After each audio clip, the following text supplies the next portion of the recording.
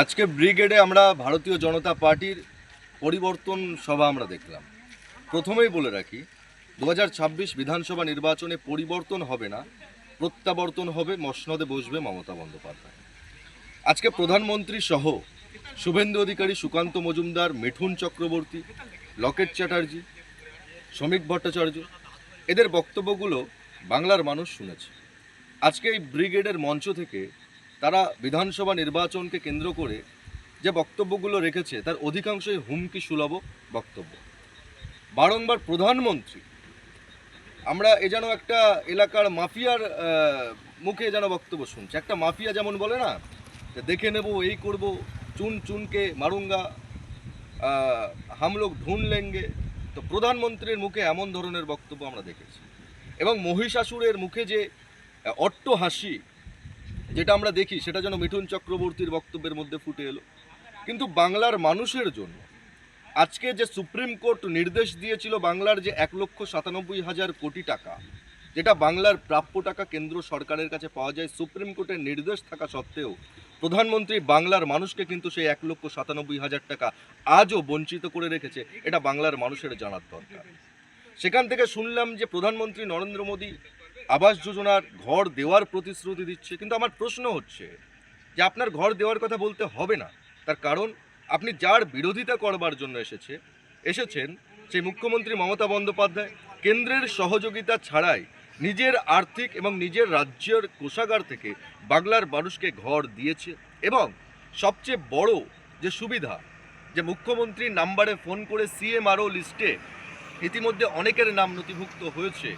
কেন্দ্র যদি আবারও বঞ্চনা করে, তারপরেও মুখ্যমন্ত্রী মমতা বন্দ্যোপাধ্যায় চতুর্থবারের মতো বাংলার মসনদে বসে সেই সমস্ত বাংলার মানুষদের যাদের মাথার উপরে ছাদ নেই, তাদের আগামী দিন সেই ছাদটা মমতা বন্দ্যোপাধ্যায় ব্যবস্থা করে দেবে।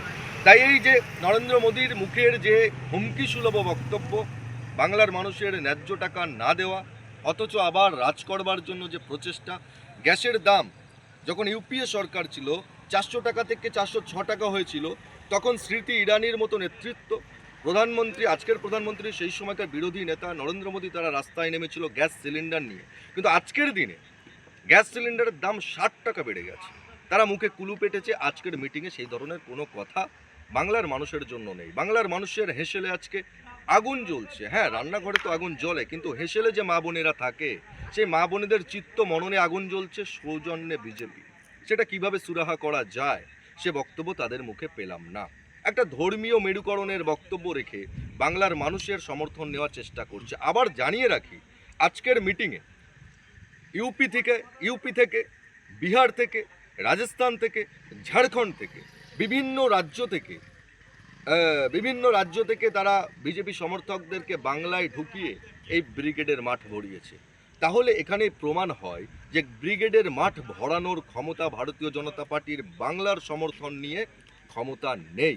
তাই বাইরের রাজ্য থেকে বহিরাগত বিজেপিদের আনা হয়েছে। তাই এই যে বাংলার শত্রু বহিরাগত দিল্লির জমিদাররা বাইরে থেকে এসে বাংলার প্রতি শাসন করার যে স্বপ্ন দেখছে এবং বাঙালিকে যারা মারার চেষ্টা করছে, আজকে এই বাঙালি কিন্তু জোট বেঁধেছে ভারতীয় জনতা পার্টির বিরুদ্ধে। আবারও বলি, বাংলার মানুষকে জুমলা দিয়ে বঞ্চনা করে যেভাবে ভারতীয় জনতা পার্টি সারা দেশ জুড়ে জঙ্গল রাজ চালাচ্ছে, তারা আজকে বাংলায় এসে পরিবর্তনের কথা বলে। পরিবর্তন হবে না, প্রত্যাবর্তন হবে, আসবে মমতা বন্দ্যোপাধ্যায়। আজকে শুনলাম নারী সুরক্ষার কথা বলেছে। আপনাদের জানিয়ে রাখি, স্বরাষ্ট্র মন্ত্রকের দপ্তরের NCRB report, national crime report bureau, এই তালিকা অনুযায়ী ভারতবর্ষের শীর্ষে নারী নির্যাতনে রয়েছে উত্তরপ্রদেশ, বিজেপি শাসিত রাজ্য, ডবল ইঞ্জিনের রাজ্য। আজকে ডবল ইঞ্জিনের রাজ্য, নারী নির্যাতনে প্রথম, আর তুমি বাংলায় এসে নারী নির্যাতনের কথা বলছো। লজ্জা লাগা দরকার প্রধানমন্ত্রী। এই প্রধানমন্ত্রী যেন এলাকার একটা গুন্ডা মাফিয়া যেভাবে বক্তব্য রাখে, সেই বক্তব্য আজকে রেখে গেল। শুধু তাই নয়, আজকের মিটিংকে কেন্দ্র করে বিভিন্ন জায়গা থেকে যখন এলাকার গুন্ডা মাফিয়া, আমি বলবো গুন্ডা মাফিয়া, এরা সমর্থক বাংলার ভালো চায় না, গুন্ডা মাফিয়ারা যাচ্ছে, তৃণমূল কংগ্রেস গণতন্ত্রকে সামনে রেখে ব্যানার লাগিয়েছিল সাংবিধানিক অধিকার, সেই ব্যানারগুলোকে ছিঁড়েছে, তৃণমূল কর্মীদেরকে মারধর করেছে, গুন্ডা রাজ করবার চেষ্টা করেছে। এবং আবারও বলছি, আমাদের মন্ত্রী, রাজ্যের মন্ত্রী শশী পাজার বাড়িতে হামলা চালিয়েছে, ইট পাথর নিক্ষেপ করেছে। শশী পাজা ইতিমধ্যে আহত, রাজ্যের মন্ত্রী, তার বাড়িতে পর্যন্ত ইট পাথর মেরেছে। তাহলে চিন্তা করুন এই ভারতীয় জনতা পার্টির এজেন্ডাটা কি।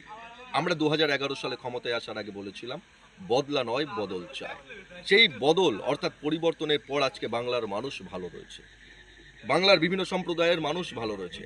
আদিবাসী হাসছে, সাঁওতাল হাসছে, মুন্ডা, কোড়া, ডোম, সদগোপ, সমস্ত সম্প্রদায়, জেনারেল, ওবিসি, সবাই বাংলার মানুষ আজকে ভালো রয়েছে মমতা বন্দ্যোপাধ্যায়ের বাংলায়। তাই যে ভারতীয় জনতা পার্টি বাইরের রাজ্য থেকে যতই ব্রিগেড ভরানোর চেষ্টা করুক, যাই করুক, ব্যানার, ফেস্টুন, কোটি কোটি টাকা খরচা করে ট্রেনে করে লোক আনার চেষ্টা করুক, বাংলার মানুষের হৃদয়ের দাড়িপাল্লায় মমতা বন্দ্যোপাধ্যায় বসে আছেন।